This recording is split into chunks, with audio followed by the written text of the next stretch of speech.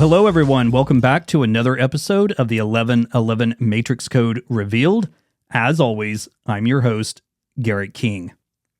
On today's episode, I want to show you what I have actually been working on here lately, where the research is going, and show you what I'm using to do the research.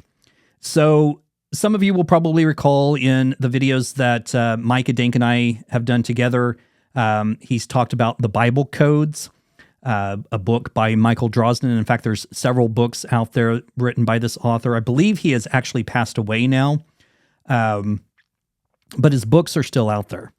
And these books were a huge sensation when they first came out, and that's been, I don't know how many years ago. I was working at a bookstore here in Tulsa when I first moved here, and so I distinctly remember when those books came in, because they were flying off the shelf. And it was such an intriguing thing for people that,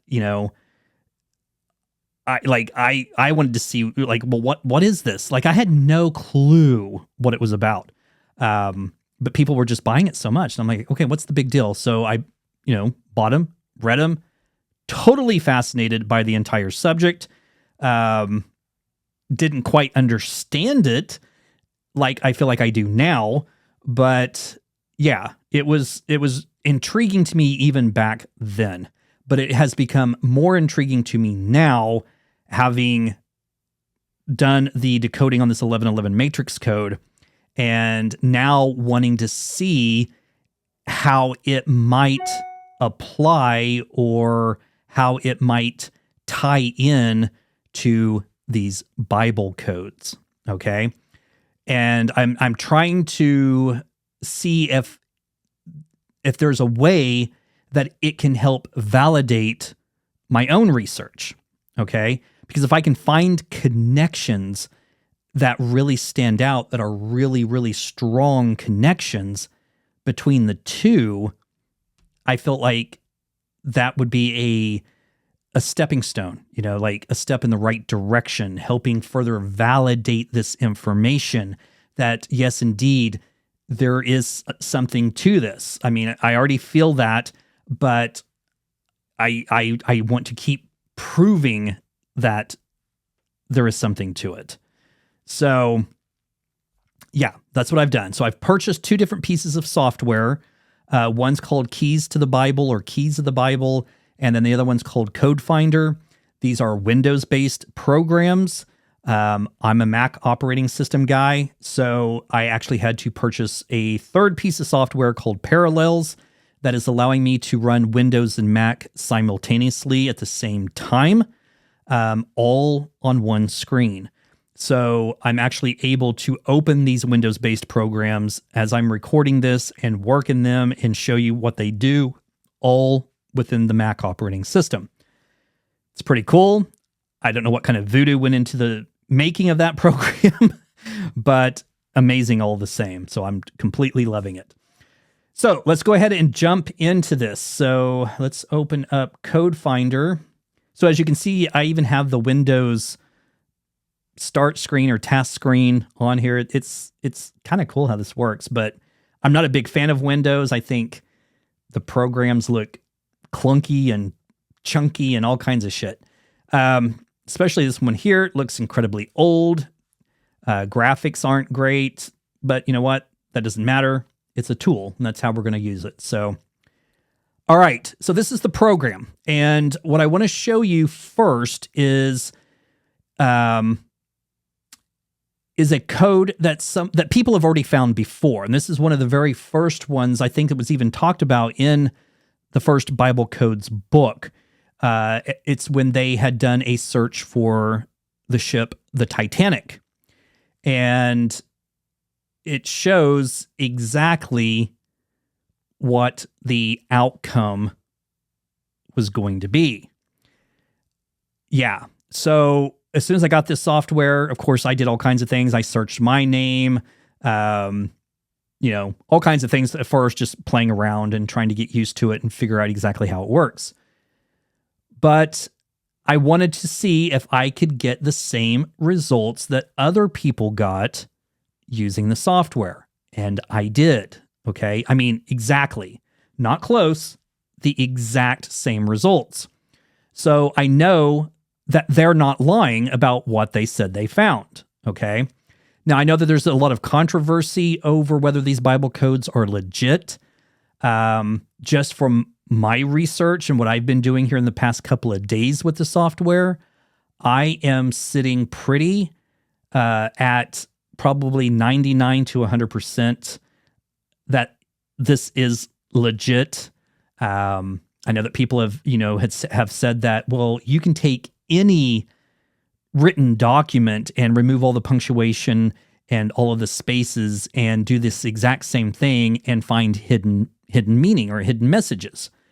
Well, that might be true, but when you stop and think about it from the standpoint that we are all part of the Creator, we all are, we're all here because of the Creator. So, we're a part of the Creator. So if there were going to encode messages, would it not make sense to some degree that even the things that we write down could also have encoded messages in them? It's possible. Anything's possible. Okay. So yeah, so there's always been that argument, and I've seen and understand both sides of the argument. But what I'm finding is already connections, and ones that seem really impossible to come up, especially when you look on the websites. And I can't remember if it was the website for Code Finder or the one for Keys to the Bible or Keys of the Bible. But one of them said that when you find two words or more that are within close proximity to one another, and you have some running vertically and the other ones running horizontally, and they connect, they make sense together. When you find those connections, this may not be word for word, but it's close. They said that it's a 1 in 300 million chance that you find these connections that close to one another. And when you do find them, then I guess the accuracy of them is determined more by how close the phrases or words are to one another. So the closer they are, the more accurate the information is. Okay? According to the research that I've read. And that would seem to be correct when you look at this one for the Titanic. So let me just go ahead and open this up. Well, actually, before I do, let me just show you very quickly how this works. I'll do this very quick. So what you do is you load in your document. So let's just go to the King James Version, the Old Testament, okay? So I'm going to click that. It's already opened up. I'm going to do like a minus 90,000 to a positive 90,000. And that's going to be my skip, okay? And then I'm just going to type in my name, Garrick, hit enter. So it goes into the search list, and then it shows up down here. And then I'll hit search. And as you can see, it found 15 references to my name in the Bible, okay? Now, it's not in the Bible written out horizontally. It's in the Bible vertically, which means it's skipping, or not skipping, but it's crossing over multiple lines, okay? So here's my name, Garrick, and it's going from the bottom up, Garrick, okay? Now, that is interesting in that it found it 15 times. Now, remember, it's doing a skip, okay? And the skip was fairly large here. So, and then if we were to find a word that matches up close to it, as you'll see here in just a moment with Titanic, that's where the information, the code starts to come through, and you really begin to realize there's something to this. There's something going on here. So let's go ahead and open up the one for Titanic. Whoops. That's not where I need to go. I need to go here. So we're going to import the search result that I already did. And here's the one for Titanic. Okay. So what I did was I typed in Titanic and then I typed in the ship. And I did the ship as one word. Like I put it all together with no spaces. Now, when you come down here and you look and you click on the ship, you can see all of the instances for the ship that it found. But when you get over here, you see the pluses.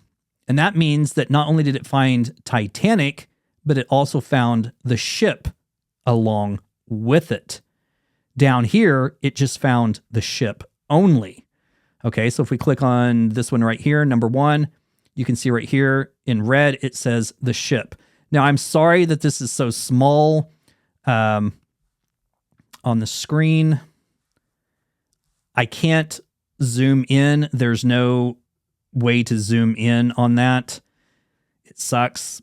It's a Windows program.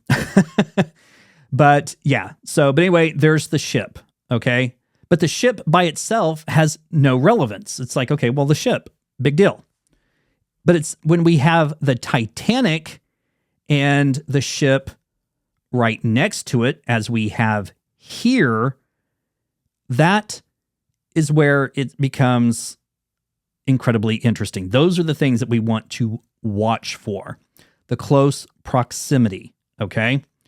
And it literally is going to reveal what happened to the ship. It's all right here, okay? So I'm going to screenshot this and do this so that you guys can see it better. This is the only way I can. I'm not zooming in the program. I'm just took a screenshot and zoomed into it. Okay. So as you can see here, we have Titanic, Titanic, and it's going again vertically up and down. Okay. And then right next to it, it's a 1-letter jump. We have the ship. Okay. Right next to it, Titanic, the ship. It's all right here within this small little box. Okay. But what happened to the ship? The ship sank, and look right here, was covered with the waves. Okay? Was covered with the waves. That's exactly what happened. The ship sank and it was covered with the waves. So this was already known. It was already predicted in the Bible. Okay? And again, it's telling us the ship called Titanic was covered with the waves. That is pretty freaking scary and cool at the same time, okay? So let's go ahead and close that out. And I just want to be able to show you how that actually worked. And then also, if I wanted to, I could come down here and just take my mouse and make a line across was covered by the waves, like so. It adds it up here. I can say add. Now do a search again.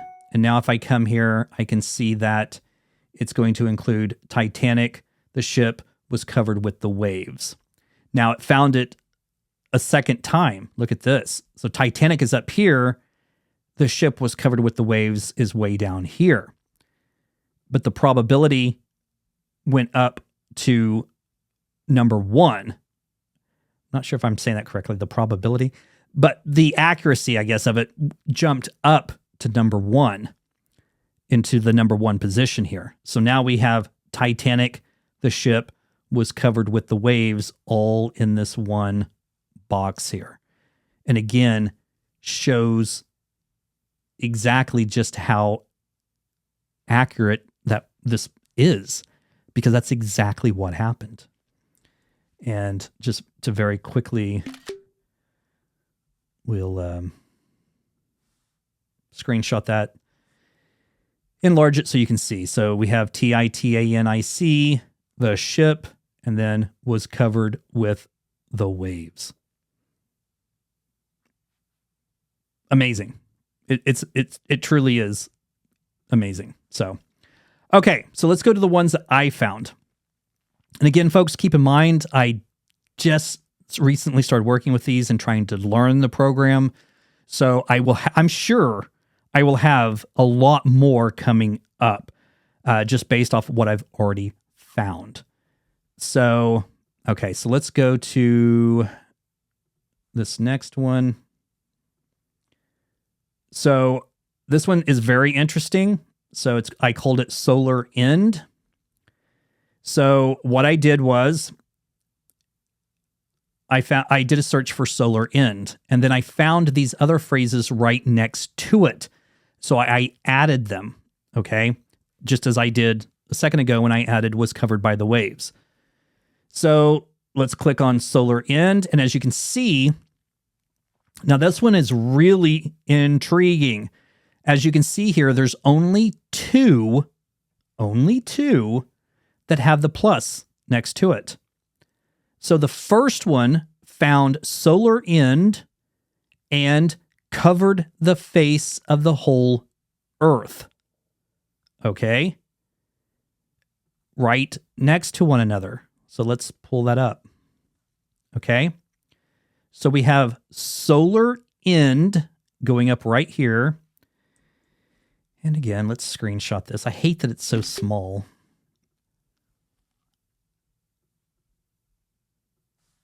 Okay. So we have SOLAREND, solar end. Okay. And then down here, right below it, covered the face of the whole earth. Okay. And that's what I've been talking about. Like if this event in 2058 is a solar flare, it's the solar end. And I talked about, it would be like the hand of God reaching out from the sun and smacking the shit out of, the planet Earth. But, a solar flare, it would cover the face of the whole earth. Okay. Now the second phrase was the face of the whole earth so that the land was darkened. Okay. So let's pull that one up.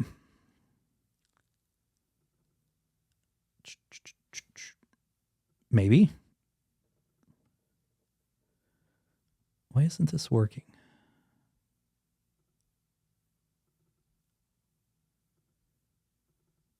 Oh, I know why. Jeez. Because we're looking at an image on the screen, not the actual program itself. Jesus Christ. Okay, so the face of the whole earth so that the land was darkened. Okay? Man, that could be interpreted so many different ways. So if it was a solar flare, then we're going to have darkened skies, or you could have a scorched earth, which, could be reference to the land was darkened. That could mean the land was scorched, or that the solar flare, we literally had darkened skies because of the chaos and destruction. But in this particular one, this phrase, the face of the whole earth so that the land was darkened, is running straight across here. And solar end, again, is going vertical. And the D in the word end is the beginning of darkened. So unlike the other one up here, where we have solar end, and there is a little bit of a space, but not much. There's 1, 2, 3, 4, 5, 6 letters, just 6 letters between solar end and covered the face of the whole earth. But in this one, they're literally touching. So the relevance of this one is very, very high, okay? And again, that huge, long phrase, the face of the whole earth, so that the land was darkened, and then solar end.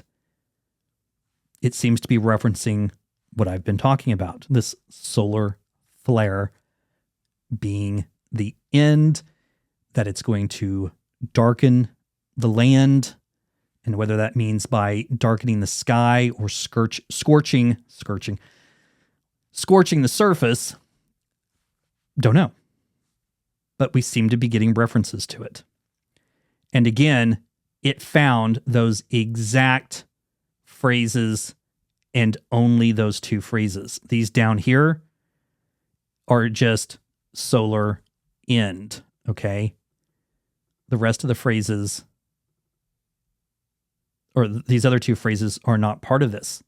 So that's another interesting part, that it found 2 and they were exact, okay? So let's go on to the next one. I keep going to that folder thing, and that's not the way that you import them. So let's go up here. Now, the next one, this is, again, because of my coworker, the same coworker who was cheerleading me into sending the reply email to Bob. I always show her everything new that I find. I've been showing her this program, how it works. She was completely blown away by the Titanic one. I even put in her name, and I'm not going to say her name because I don't have permission to do so. But her name is not a common name either, and for it to show up in the Bible was interesting as well. Not only did her first name, but her last name showed up, and also my first name and last name show up as well. They say that every person on the planet, that your name will show up in this. Don't know. I don't know the name of every person on the planet, but yeah. So, okay. So anyway, I was showing her this program, showing her how, putting in your name, how it can come up. And then she said, how about you try putting the words, the prophet with your name? And I just laughed. I said, I'm no prophet. And she goes, I know, but just, do a search. So I did. And check this out. So the very first one, and let me zoom in here.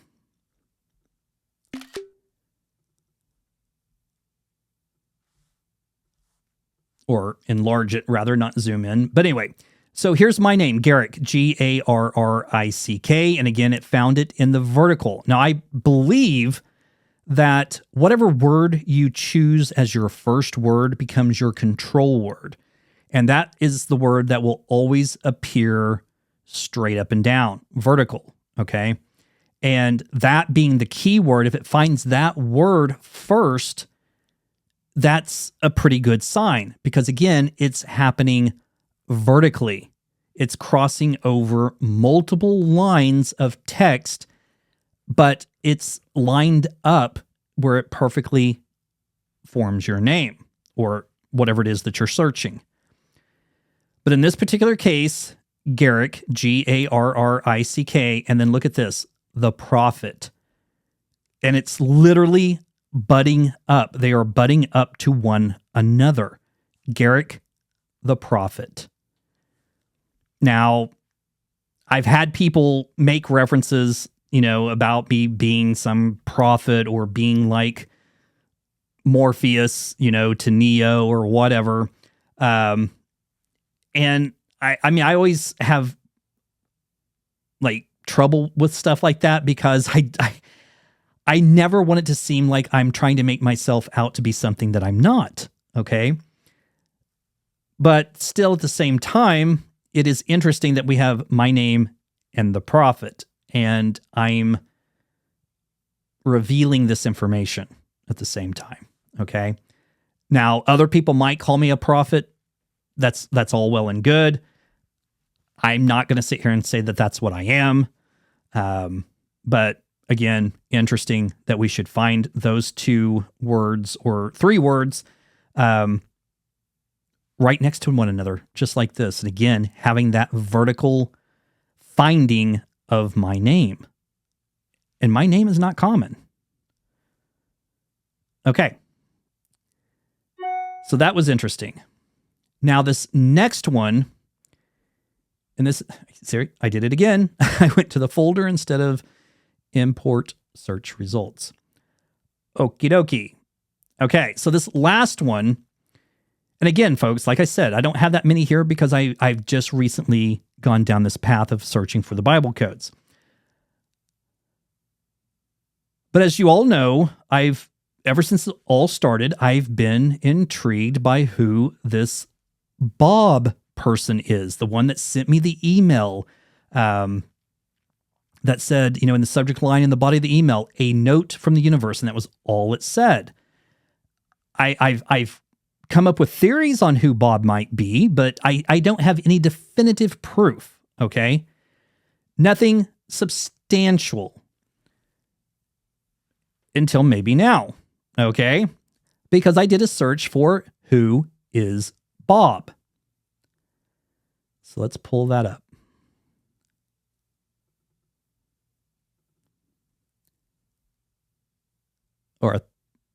Nope, we're still on the old one. I thought I pulled that one up. Maybe not. Who is Bob? Oh, I think I had the wrong one selected. Okay. So, who is Bob? And the very first one. See how's the plus? So, let me screenshot that and enlarge it. I thought this one was incredibly interesting. So we have the question going again vertically. It found the entire question. The entire question vertically. Okay? So again, you have to stop and ask yourself, what are the chances that the text is going to line up perfectly to ask this exact same question? And why did I put who is Bob? Because that phrase has the value of 1111. Okay? So let's just go ahead and show that here very quickly. Or not. There we go. Let's close out some of this other junk. And move this out of the way. So if we go to Tools, Calculator, Ciphers, we're going to get rid of English and full reduction, and we're going to get rid of the reverse and reverse full reduction and keep Jewish and just select Jewish alone. Type in who is Bob, and as you can see, it has a value of 1111. Okay? So, again, folks, what are the chances that that exact same phrase is going to show up vertically in the Bible code? But look what it says underneath. The scribe. THESCRIBE. And the last B in Bob is used as the B in the word scribe. So not only are these butting up to one another, they're actually joined together. That is even more significant. Okay? So when asking the question, who is Bob? The answer appears to be the scribe. Now, let's look up the definition of scribe. A scribe is a person who carries or copies out documents, especially one employed to do this before printing was invented. An ancient Jewish record keeper or later, a professional theologian, not sure how you say that word, theologian, I think it's theologian, and jurist. Okay, so this is like a person who copies documents or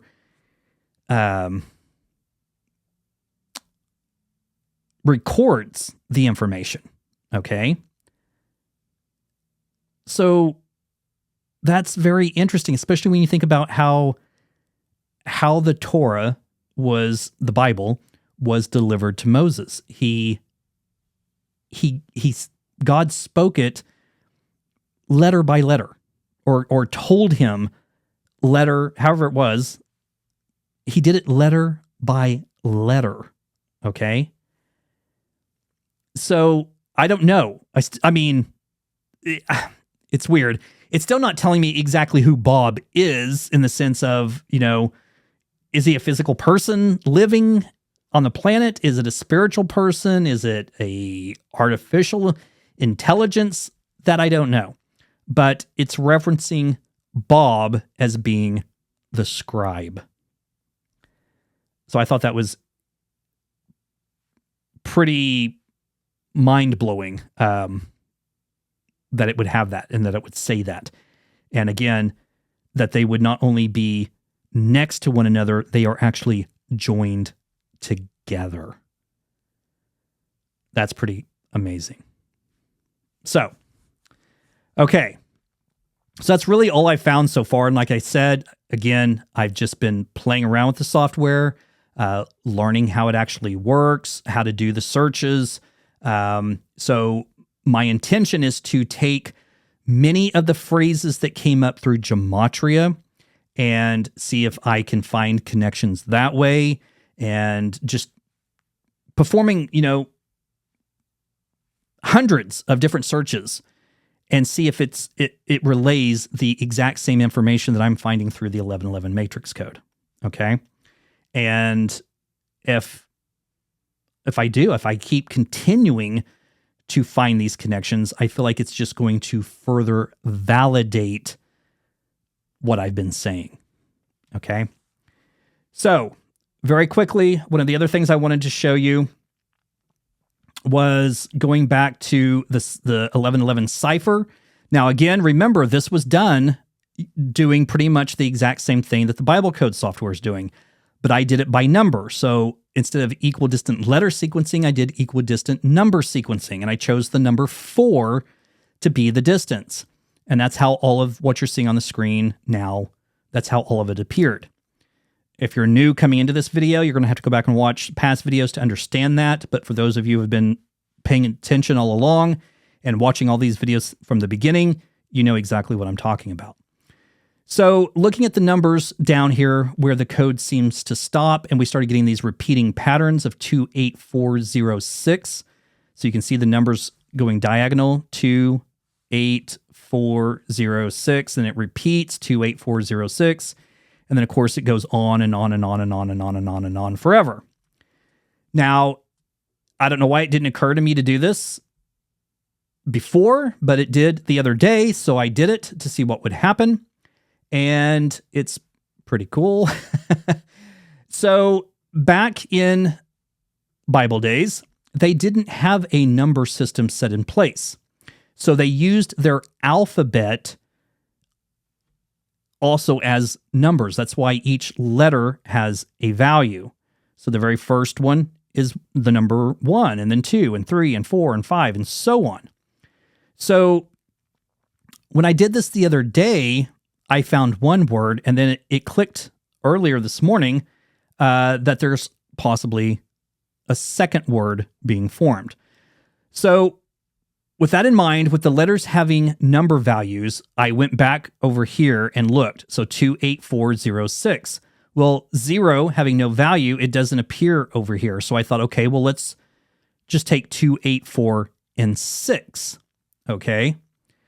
Now, it makes me wonder if whoever's in charge of this information, if it didn't already know that I was going to do this. I don't know. Or that I would try it 2 different ways.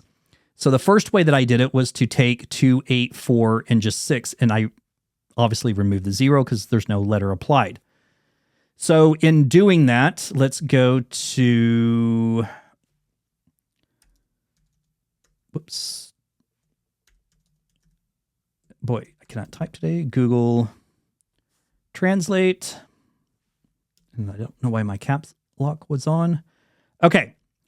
So the first number is 2. So let's take the second letter. Copy it. Paste it in.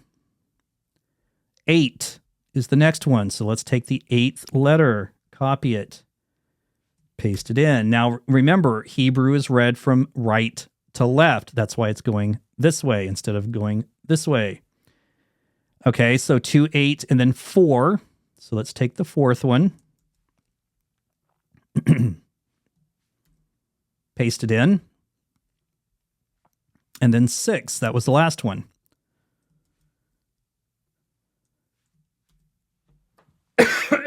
Excuse me. And paste it in. Okay, so it forms this word. And the meaning of this word is in one, which is interesting because when you think about the Creator and where we came from and saying that we are all part of that one source, the main source, we're all part of it. We are all in this together. We are all in one. We should be all in one, but we're not. We're divided terribly. So that was one message that came across, but it dawned on me that maybe the 40 is 40, and it should be this letter. So instead of it being 4, oh, hang on a second. How would that work? So 2, yeah, so instead of being 4, it's going to be 40. So we're going to remove that one, paste in the other one, and we suddenly get the message in his arms. In his arms. Now think about that. You know, they make these references to how, God has the whole world in his hands, God's embrace, he's embraced the world. We are in his hands, in his arms. I mean, when you look at these two phrases together, in his arms and in one, it makes sense when you start thinking outside the box and how these terms might apply. So again, if we all were able to come together in one, back to the source, in his arms. Yeah. I mean, it really gets your mind spinning when you think about it.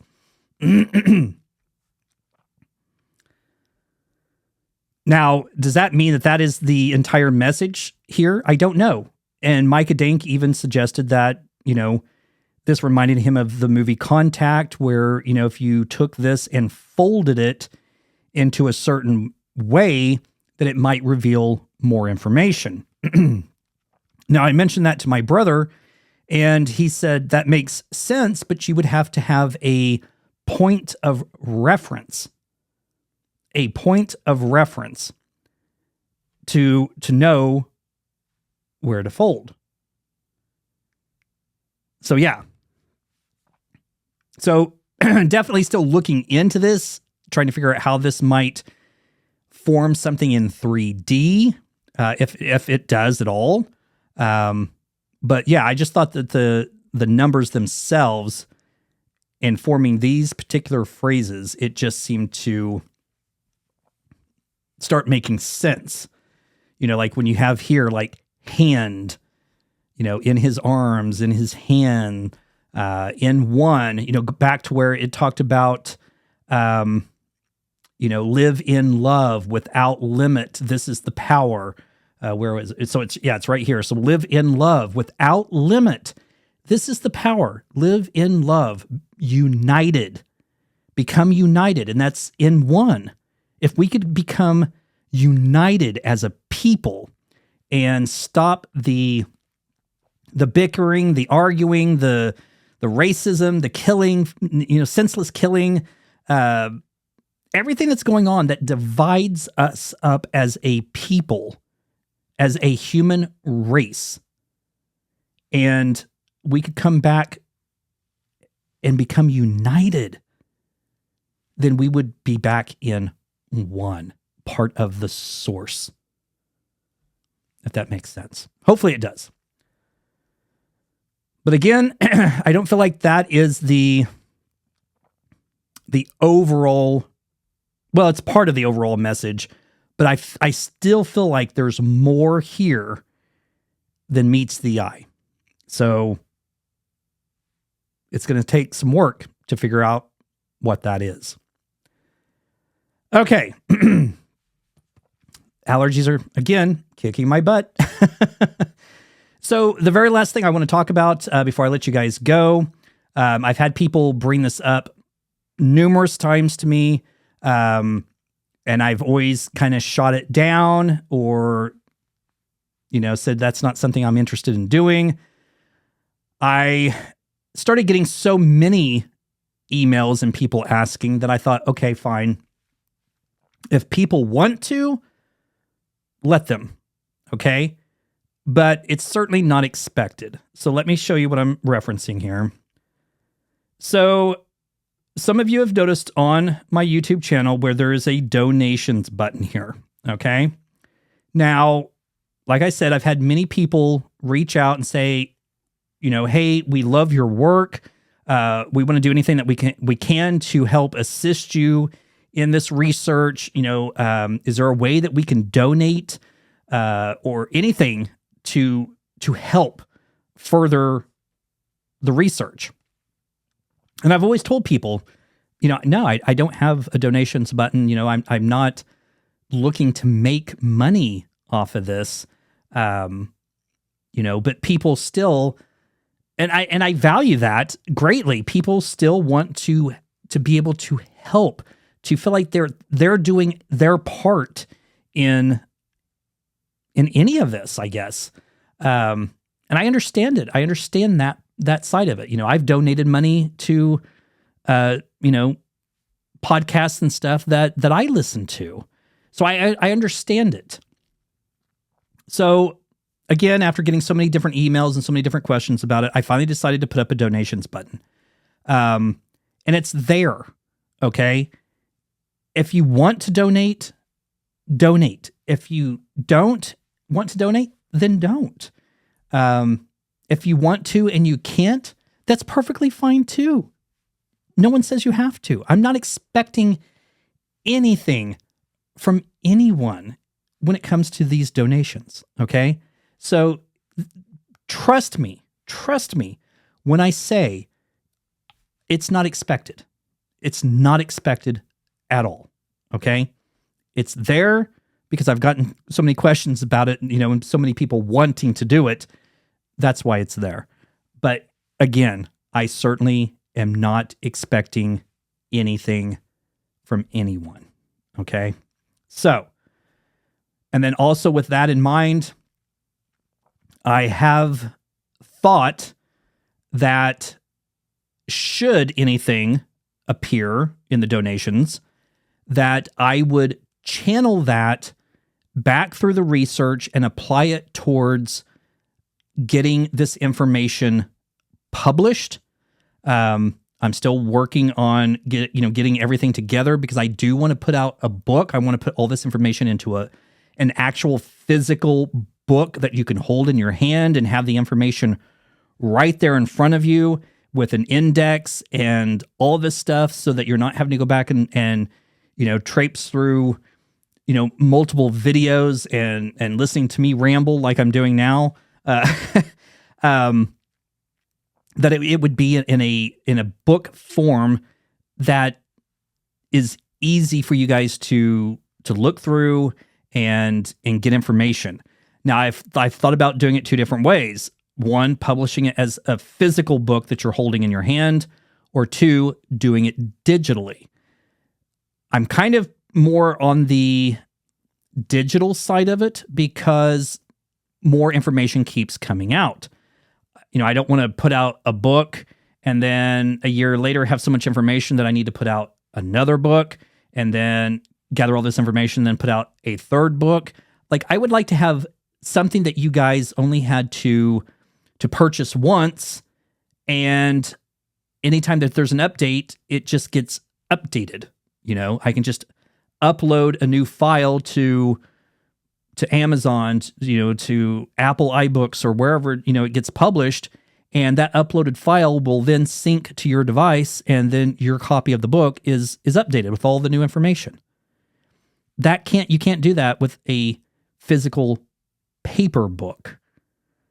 So, but you can still hold it physically because you would be holding it on your device, your Kindle, your iPad, your iPhone, whatever you're choosing to read it on. So, but that's what I would do, because I would channel it into getting it, if any donations come in, that's what I would use the money towards, is getting it published, because I'm pretty sure 9 out of 10 that I'm going to have to self-publish it. This isn't exactly light information. It's not light reading. It's not going to show up on the bestsellers list. So it's not something that I feel like a publisher is going to come to me and say, we want to publish this information.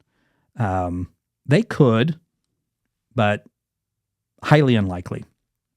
So that means I'm going to have to self-publish, which means there will be some cost involved. And I already knew that before I put the donations button up there. So, I was expecting to incur that cost on my own. Which, depending on how much it actually costs to do it, could limit, the quickness of it getting done. But, if it's not that expensive and I have the means and funds to do it straight away, when it's time to publish it or, release it, then I can do so. But I'm pretty sure I'm going to have to purchase an ISBN number, either do the cover artwork myself or pay someone else to do it. Whatever. There's always costs involved. So yeah. So that's what I would do with the, with the money if anything ever showed up.